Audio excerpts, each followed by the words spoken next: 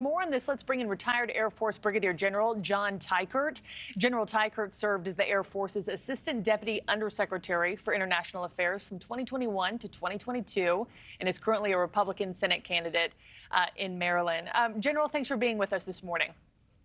Marky, thanks for having me. I wanted to just start with, last hour we took the remarks live from Secretary of State Antony Blinken.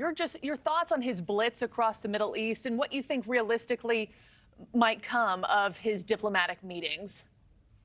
Marky, I want to commend Secretary Blinken for all that he's been doing diplomatically there in the Middle East. Of course, part of this is related to securing the release of those hostages.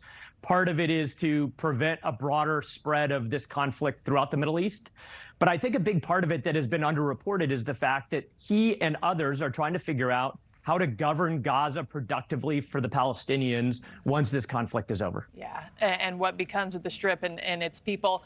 The other thing I wanted to ask you about, sir, Hezbollah has sworn a firm and strong response after an Israeli airstrike allegedly killed 3 children, their grandmother in southern Lebanon.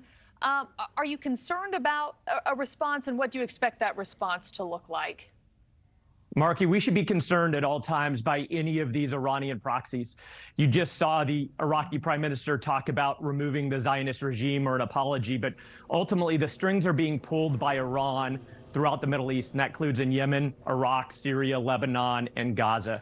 And ultimately the United States, with its positioning of aircraft carriers and now this Ohio-class submarine, needs to do whatever it can to demonstrate both capability and then, more concerningly, will, that we will not allow and will respond to activity that is prompted by Iran, and that includes by Hezbollah. Yeah.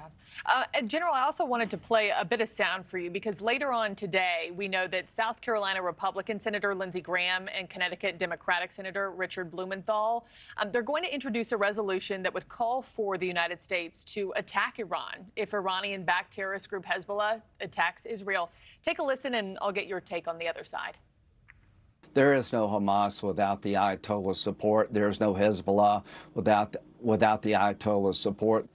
It's aggressive, but it's absolutely necessary. The purpose of the resolution is to deter Iran by showing we're going to be behind the president as he seeks to stop the war from widening or escalating. Yeah, so just listening to that back and forth and what we're expecting today, General Teichert, will a Senate resolution truly be enough to keep Iran and its proxies from ramping up this war? Marky, all of this is about that word deterrence, which means stopping the adversary, Iran in this case, from doing what you don't want them to do. And I think this resolution is rooted in perceived American weakness in the region. And what I mean by that is that we've got these great assets, capability that we've now deployed to the Middle East, as we should. But in the Iranians' minds, there's a question about our will, our actual will to respond if attacked or provoked, because we've been appeasing Iran for the last 3 years. And ultimately, this senatorial resolution would demonstrate a level of will that we haven't seen from President Biden for the last 3 years. Yeah, it's hard to, we were all talking earlier, how to even understand moving forward and negotiating when you're talking about a terrorist group who just wants Israel wiped off the map, where you even start with that, who has leverage, what that even looks like. My last question to you, sir, how would Hezbollah's full involvement change the nature of this war, and how similar are their weapons, their fighting style to Hamas's? Marky, the Hezbollah forces are extremely capable and well armed with Iranian capability and support. And ultimately, that northern front would be a supreme difficulty for Israel. But ultimately, the mobilization of the Israeli Defense Forces early on in this conflict is in part to take the fight to Hamas, but it's also to deter and also ultimately to protect the northern flank there against the very capable Hezbollah. But we do have to remember that the strings to Hezbollah are being pulled by Iran.